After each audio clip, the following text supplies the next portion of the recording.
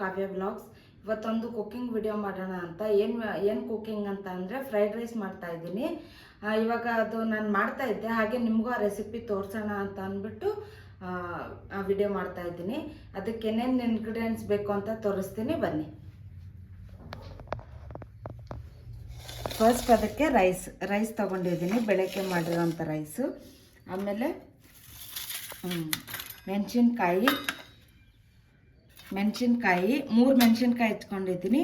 ಆಮೇಲೆ ಗರಂ ಮಸಾಲ, ಆಮೇಲೆ pepper powder, ಆಮೇಲೆ ಚಿಕನ್ ಮಸಾಲ, ಆಮೇಲೆ ನಿಂಬೆಹಣ್ಣು, ಆಮೇಲೆ ವಿನೆಗರ್, ಆಮೇಲೆ ಸೋಯಾ ಸಾಸ್. ಆಮೇಲೆ ಈ ಕಡೆ ಬಂದರೆ 2 ಮೀಡಿಯಮ್ ಸೈಜ್ ಈರುಳ್ಳಿ, ಕ್ಯಾರೆಟು, ಬೀನ್ಸು ಮತ್ತು ಕ್ಯಾಬೇಜು ಮತ್ತು ಉಪ್ಪು. ಇವಾಗ ಹೇಗೆ ಮಾಡೋದು ಅಂತ ನಿಮಗೂ ನಾನು ತೋರಿಸ್ತೀನಿ, ಬನ್ನಿ.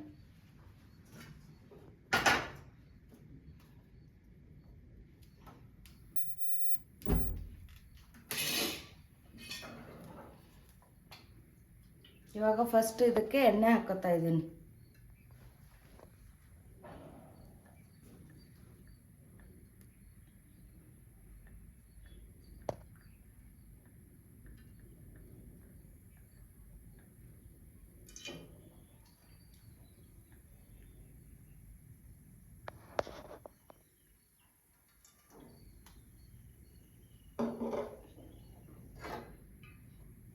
ಒಂದು 4-5 ಟೇಬಲ್ ಸ್ಪೂನ್ ಎಣ್ಣೆ ಹಾಕ್ತಾ ಇದ್ದೀನಿ. ನಿಮಗೆ ಇನ್ನೊಂದು ಇಂಗ್ರೀಡಿಯೆಂಟ್ ತೋರಿಸೋದು ಮರ್ತೆ ನಾನು. ಇದು ಗ್ರೀನ್ ಚಟ್ನಿ. ಇದಕ್ಕೆ ನಾನು ಮೆಣಸಿನ್ಕಾಯಿ ಮತ್ತು ಬೆಳ್ಳುಳ್ಳಿ ಹಾಕ್ಕೊಂಡಿದ್ದೀನಿ.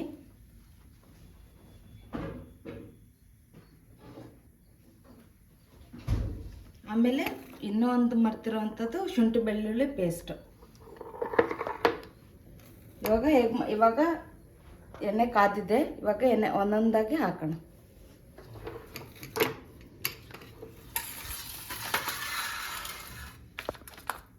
ಇವಾಗ ಫಸ್ಟ್ ನಾನು ಈರುಳ್ಳಿ ಹಾಕ್ತಾ ಇದ್ದೀನಿ.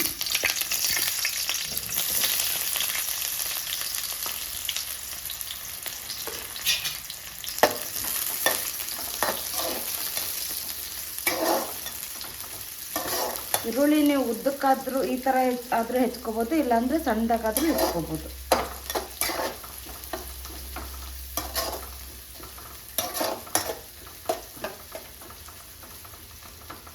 ಇವಾಗ ನೆಕ್ಸ್ಟ್ ನಾನು ಕ್ಯಾರೆಟ್ ಹಾಕ್ತಾ ಇದ್ದೀನಿ.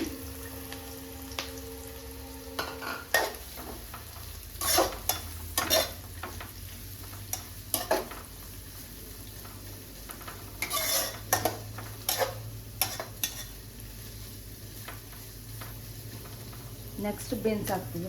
ಜಾಸ್ತಿ ಏನು ಫುಲ್ ಫ್ರೈ ಮಾಡೋದೇನು ಬೇಡ, ಲೈಟಾಗಿರಲಿ. ಯಾಕಂದರೆ ಅದು ತಿನ್ನುವಾಗ ಬಾಯಿಗೆ ಸಿಗುತ್ತಲ್ಲ, ಅವಾಗ ಟೇಸ್ಟ್ ಚೆನ್ನಾಗಿ ಬರುತ್ತೆ.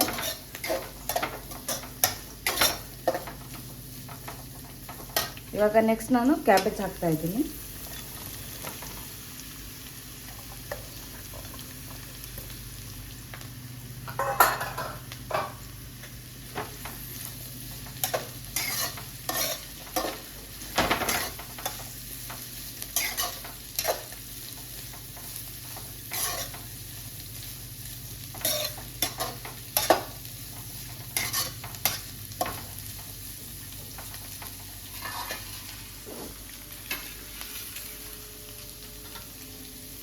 ಇವಾಗ ನಾನು ನೆಕ್ಸ್ಟ್ ಮೆಣಸಿನ್ಕಾಯಿ ಹಾಕ್ತಾ ಇದ್ದೀನಿ.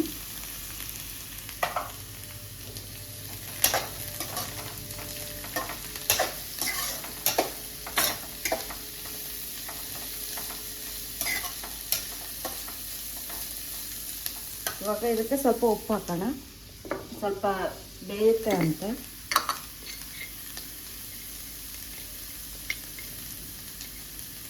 ನೋಡ್ಕೊಂಡು ಉಪ್ಪು ಹಾಕ್ಕೊಳ್ಳಿ, ಯಾಕಂದರೆ ರೈಸ್ಗೂ ಹಾಕಿರ್ತೀರ. ಫುಲ್ ಉಪ್ಪಾದರೆ ಆವಾಗ ತಿನ್ನೋಕ್ಕಾಗಲ್ಲ.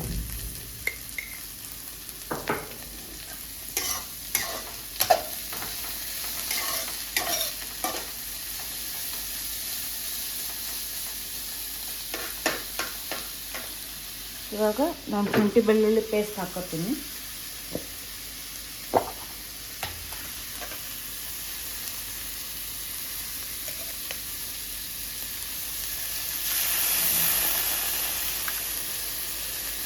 ಒಂದು 2 ಟೇಬಲ್ ಸ್ಪೂನಷ್ಟು ಶುಂಠಿ ಬೆಳ್ಳುಳ್ಳಿ ಪೇಸ್ಟ್ ಹಾಕ್ಕೊಂಡಿದ್ದೀನಿ.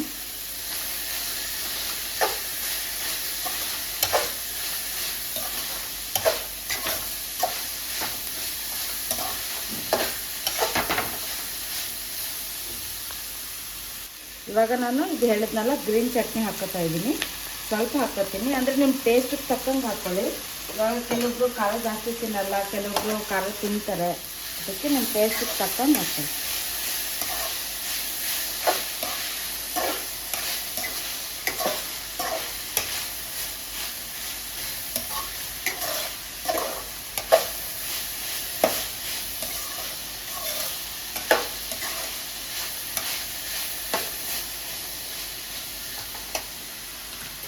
ಇವಾಗ ನಾನು ಇದಕ್ಕೆ ರೈಸ್ ಹಾಕ್ತಾ ಇದ್ದೀನಿ.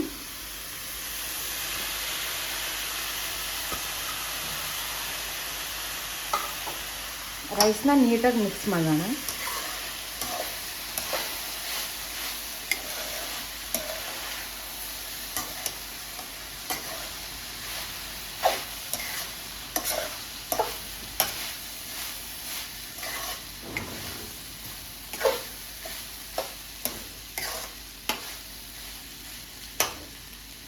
ರೈಸ್ ಸ್ವಲ್ಪ ಉದುರಾಗೇ ಇರಲಿ, ಅವಾಗ ಚೆನ್ನಾಗಿರುತ್ತೆ. ಇವಾಗ ನಾನು 1 ಸ್ಪೂನ್ ಗರಂ ಮಸಾಲ ಹಾಕ್ತಾಯಿದ್ದೀನಿ.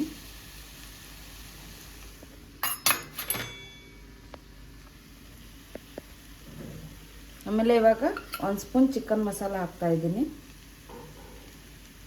ಆಮೇಲೆ ಸ್ವಲ್ಪ ಪೆಪ್ಪರ್ ಪೌಡ್ರ್ ಹಾಕ್ತಾಯಿದ್ದೀನಿ.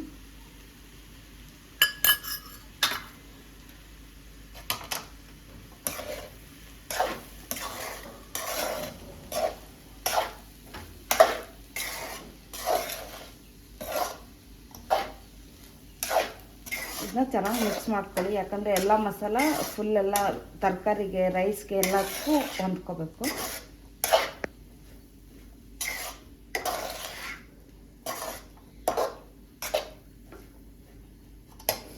ಇವಾಗ ನಾನು ಇದಕ್ಕೆ ಸೋಯಾ ಸಾಸ್ ಹಾಕ್ತಾಯಿದ್ದೀನಿ.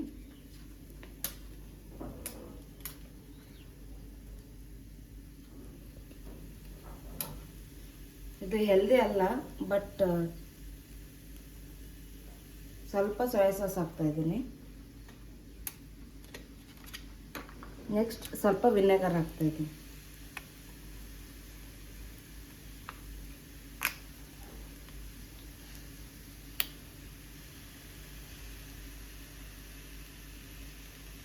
ಸ್ವಲ್ಪ ವಿನೆಗರ್ ಹಾಕ್ತಾಯಿದ್ದೀನಿ.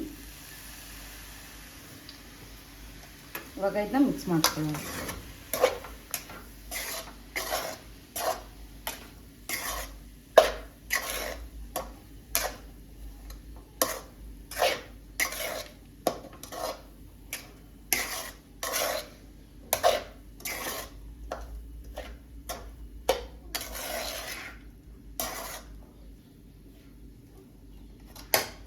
ಇವಾಗ ಇದಕ್ಕೆ ಸ್ವಲ್ಪ ಒಂದು ಅರ್ಧ ನಿಂಬೆಹಣ್ಣು ಹಾಕ್ತಾಯಿದ್ದೀನಿ. ವಿನೆಗರ್ ಹಾಕಿರ್ತೀವಿ, ಸೊ ಅದಕ್ಕೆ ನೋಡಿಕೊಂಡು ನಿಂಬೆಹಣ್ಣು ಹಾಕ್ಕೊಳ್ಳಿ.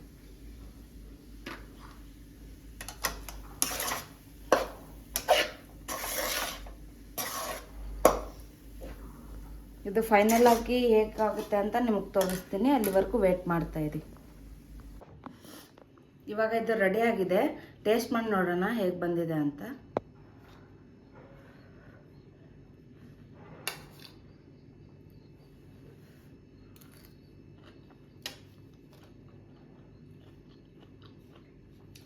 ಸಖತ್ತಾಗಿ ಬಂದಿದೆ.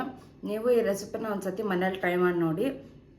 ನೆಕ್ಸ್ಟ್ ಯಾವ ರೆಸಿಪೀಸ್ ಬೇಕು ಅಂತ ಕಮೆಂಟ್ ಬಾಕ್ಸಲ್ಲಿ ತಿಳಿಸಿ.